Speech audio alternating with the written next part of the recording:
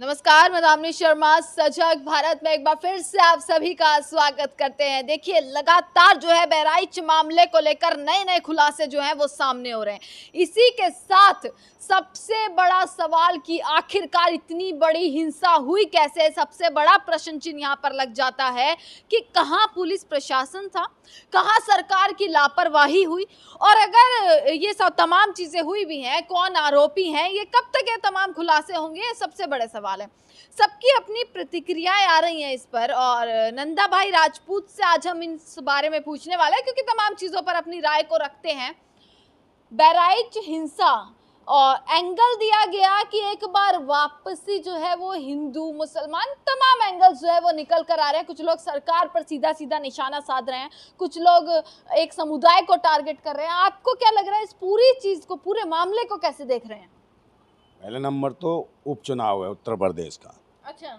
उसको लेके कहीं ना कहीं ये हिंदू मुसलमान कराना चाहते हैं। इनके पास कोई है नहीं मैटर ऐसा कि शिक्षा, स्वास्थ्य, रोजगार, सुरक्षा या बहन बेटियों की जो असमतें, इज्जतें जो लुटी इनके शासन में, उस पर कोई कंट्रोल नहीं है। महंगाई पे कोई कंट्रोल नहीं है। ये किसी भी ऐसे विकास के कार्य को लेके जनता के बीच नहीं जा सकते भाजपा वाले। सीधा मतलब एक आप सीधा बोल रहे हैं कि चुनाव के चक्कर में हुआ। बिल्कुल बिल्कुल। महाराष्ट्र का भी चुनाव आ रहा है, उधर झारखंड का भी है। तो ये चाहते थे ऐसी हिंसा, और यही वजह थी कि भाई दुर्गा की मूर्ति विसर्जन करनी थी इनको, और वहाँ से निकाली जहाँ मुस्लिम बाहुल क्षेत्र है। वहाँ जाने के बाद डीजे बज रहे हैं, डीजे पे उल्टे सीधे गाने बजा रहे हैं। आप किसी एक समुदाय को भड़काने का काम कर रहे हैं। चलो वहाँ तक भी ठीक है कि चलो चल रहे हो जैसे भी, मगर उसके बाद पुलिस भी है, प्रशासन भी है। उसके बाद वो समुदाय की एक छत पे चढ़ जाता है एक आदमी और उपद्रव करता है, छत पे जाके झंडे गिराता है दूसरे तो इसका मतलब ये है कि कोई उनको मार देगा, कोई गोली चला देगा। अच्छा, तो किसी घर में जाके रेप भी कर दो, फिर ये कहोगे जी भाई ऐसे मार दोगे। तो ऐसे के गोली घर में अगर, पर उसके लिए कानून है, सब चीजें हैं। आप उसकी एफआईआर कराते, आप उसकी अरे मैडम, अब बलात्कार कर दे वो घर में घुस के, फिर कहेगा यहाँ पर बलात्कार का केस नहीं है ना। छत पे चढ़ गया तो घर में भी घुस जाता अंदर, और घर में घुस के बलात्कार भी मार दो। आप कह रहे सही हुआ? अरे मैडम, डिफेंस नहीं करेगा आदमी को क्या? उन्होंने थोड़ी मार दिया, वो तो भीड़ में से मारी है। आप मुझे बताओ, जब वीडियो बन रहा था ऊपर झंडा फहरा रहा था, दूसरा झंडा तोड़ के वो तो क्या कर रहा था? पुलिस क्या कर रही थी? भीड़ में से मारी। हाँ, और क्या भीड़ में से गोली? लग रहा प्री प्लान थी सारी चीजें। भाई ये तो प्री प्लान तो थी, योगी जी द्वारा प्री प्लान थी, उनकी सरकार द्वारा थी। आप सीधा सीधा ये नहीं कह सकते योगी सरकार तो, बल्कि इस मामले में पूरा अपना जो है वो दे रही है। क्या दे रही है? क्या दे रही है? समर्थन। समर्थन तो दे रही है कि मारो मुसलमान को। समर्थन तो सही कह रही हो तुम, समर्थन दे रही है कि मुसलमान को मारो। वो मार दिया, पहले 2 बंदे पकड़ रखे थे, एक ये जो था अभी सरफराज, और एक और जो लड़का था, उन दोनों को मार दिया। मतलब नंदा भाई, कुछ चीजें ऐसी भी होती है ना कि कुछ चीजें तो आप सरकार से हटकर देखिए, या हर चीज में आप सरकार का हाथ बता देते हैं। मैडम, बिना सरकार के हाथ के बगैर ऐसे हो जाएगा? प्रशासन साथ जा रहा है। आदित्यनाथ को क्या जरूरत थी? अरे प्रशासन जा रहा है, उसके सामने छत पे चढ़ रहा है, तो प्रशासन, पुलिस नहीं रोक सकती भाई क्या कर रहा है छत पे? और छत पे जाके कौन सी मूर्ति विसर्जन होगी ये बताओ? दुर्गा वहीं जाके डांस करेगी या डिस्को करवाएगा उससे? बताओ, या वहीं विसर्जन होगी दूसरे की छत पे, मुसलमान की छत पे विसर्जन करेगी दुर्गा? है जब सीधी जा रही है उसकी। एक पक्ष को ही गलत ठहरा रहे हो। गलत तो है ही, जब किसी की छतों पे क्यों चढ़ोगे भाई? दूसरा पक्ष गलत नहीं है। गलत तो है ही, छत पे क्यों जा रहे हो? किसी घर में घुसोगे? इस चीज पर सवाल करो ना कि दूसरा पक्ष अगर, चलिए कोई भी है, चाहे वो किसी भी धर्म का है, जांच इस चीज की हो कि अगर गोली आई, अगर बंदूक आई, तो आई कहां से? वो तमाम जो है हथियार आए, तो वो हथियार आए कहां से? मैडम, सीसीटीवी फुटेज थी या कैमरा था जो लगा रखा था, वो तो नेता बन रहा था, ऊपर चढ़ गया झंडा फहरा के, नारे लगा रहा उल्टा सीधा, और जब गोली पड़ी पिछवाड़े पर धाए से तो गिर गए नीचे। फिर क्या हुआ?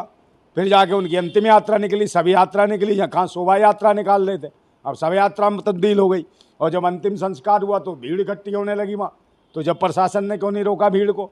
और जब भीड़ जब इकट्ठी हो गई तो उसके बाद बहराइच में दंगे करा दिए हैं, दुकानों को, मुसलमानों की दुकानों को आग लगा दी, घरों को आग लगा दी, और तो सरकारी जो हॉस्पिटल थे उनमें आग लगा दी। तो बताओ, ये ऐसे उपद्रव भी हुए? ये तो आध्यात्मिक थोड़ी है, ये कोई अंधभक्त भी नहीं है, ये तो आतंकवादी हैं, देशद्रोही हैं, उपद्रवी हैं, भयरूपी हैं, पाखंडी हैं, जल्लाद हैं, भैंसी हैं, दरिंदे हैं। अरे धर्म नहीं होता, भैंसी दरिंदे हैं, तो सरकार ने छोड़ रखे हैं। धर्म के आड़ में हिंदुत्व के नाम पे आतंकवादी छोड़ रखे हैं, जो जबरदस्ती मुसलमानों घर में घुसते हैं और बदतमीजी करते हैं। तो आपको ये लग रहा है कि कहीं ना कहीं चुनाव एक ऐसा कारण हो सकता है? ये आपको ऐसा लग रहा है? हालांकि और क्या है, जब चुनाव आता तब हिंदू मुसलमान होती है इनकी।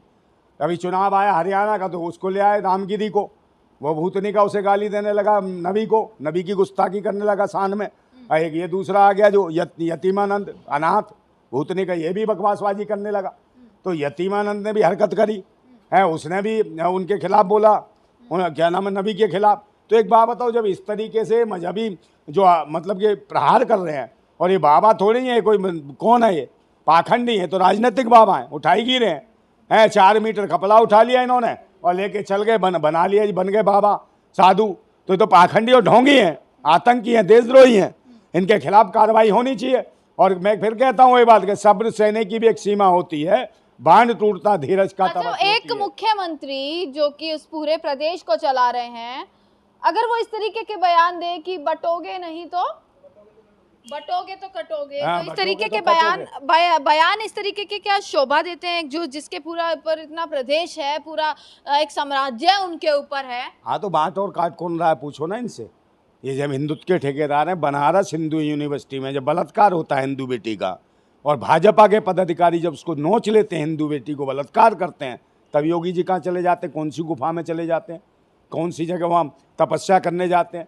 हिंदू बेटी का बलात्कार कराने उन दोषियों को उनके घर पे एनकाउंटर क्यों नहीं कराया, उनके घर में जाके बिल्डोजर क्यों नहीं चलवाया, तब कहाँ मर जाते हैं, उन्हीं को जमानत दिलवा देते हैं और वही बिल्डोजर पे बैठ के केक काटते हैं आके। तो ये तो हालत है, जीभ चिढ़ा रहे हैं, ये क्या हिंदू बटेंगे कटेंगे, बताओ तो बताओ उनके साथ क्या करते हैं। हिंदू बेटियों का बलात्कार होता, कहीं निकल के नहीं आते योगी जी। और ना हिंदुत्व के ठेकेदार ये ढोंगी पाखंडी जितने थे जो आतंक बचा रहे थे वहाँ हिंदुत्व के नाम पे, यात्रा शोभा यात्रा नहीं, सब यात्राएं निकाल लें और आतंक बचवा रहे हैं देश के अंदर।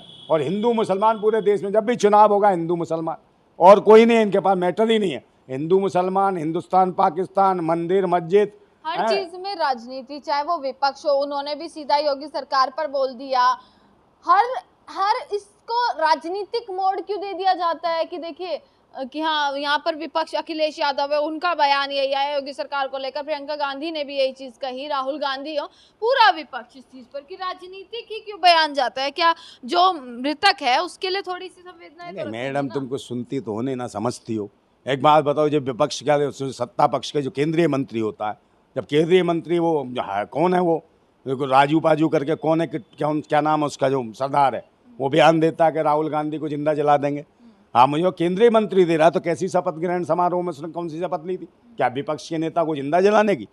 तो जब विपक्ष के नेता को जिंदा जलाने की बात कर दिया तो इसका मतलब लोकतंत्र को कितना बड़ा खतरा है, संविधान को कितना बड़ा खतरा है। जो सरकार में ही आतंकी और देशद्रोही टाइप के मंत्री बैठे हैं, जो विपक्ष के नेता को उड़ाने की धमकी देते हो, जुबान काटने की धमकी देते हो, जुबान में दागने की धमकी देते हो, तो ऐसे व्यक्ति बताओ, इनको पूछो ना, तो इनकी तो खुद ही जाती है। तो अभी लग रहा है जो सरफराज के पैर में जो गोली लगी, जो एनकाउंटर किया गया, अभी जो आरोपी हैं 50-52 जो आरोपियों को अरेस्ट किया गया है, अभी उन्हें हिरासत में लिया गया है, न्यायिक हिरासत। मैडम अभी कुछ नहीं, 4-5 मुसलमान और चटकाएंगे, मुसलमानों पर राज नहीं। मुसलमान तो डरा हुआ है बेचारा, वो काहे को गोली मारेगा, मुसलमान तो डर के मारे कर कहाँ। अभी नाम सामने नहीं आया ना कि गोली किसने चलाई। भाई ये जो इन्हें अच्छा लगेगा उसका नाम आगे ले आएंगे और मुसलमान को मार देंगे।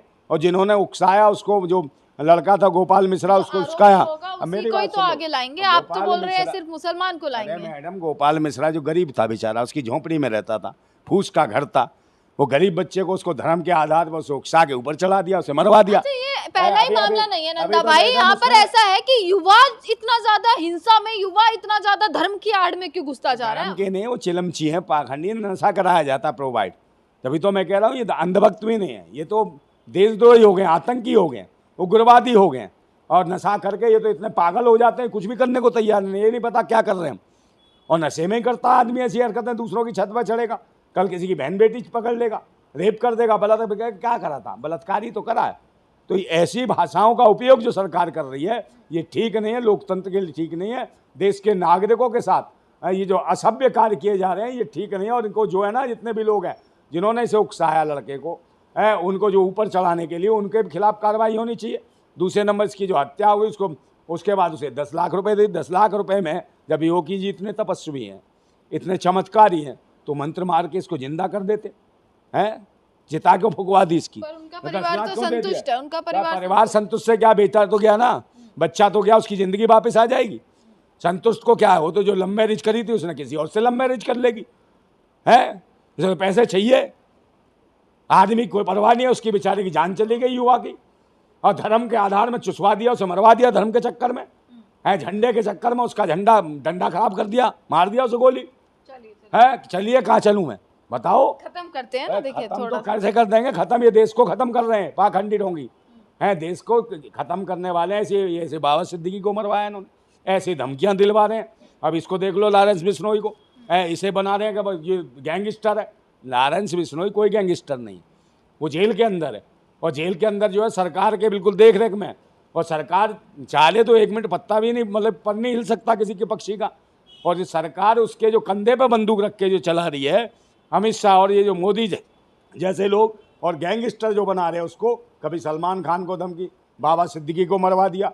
तो ये सब सरकार के माध्यम से हो रहा है, कोई आदमी गैंगस्टर नहीं है, उसके कंधे बंदूक लेके चलाई जा रही है। और जब मामला ज़्यादा उठेगा तो इसी लॉरेंस बिश्नोई को ये लोग एनकाउंटर करवा देगी ये सरकार, और फिर अपने पाक दामन साफ हो जाएगा इनका। तो उसके कंधे बंदूक रख के ये सारा हिंदू मुसलमान का खेल भी रचा जा रहा है। ठीक है, देखिए नंदा भाई राजपूत हमारे साथ मौजूद थे, और बहराइच मामला अब तमाम खुलासे होने हैं कि आखिर जिन लोगों को हिरासत में लिया गया है वहाँ से भी तमाम खुलासे होंगे, किस तरीके से पूरा का पूरा ये मामला हुआ, क्या पहले से ही ये चीज़ें प्री प्लान्ड थी। और ये तमाम खबरें कि जितनी भी खबर अपडेट आपके पास जो है वो सजग भारत पहुँचाता रहेगा। देखते रहेगा सजग भारत। आपका बहुत बहुत शुक्रिया।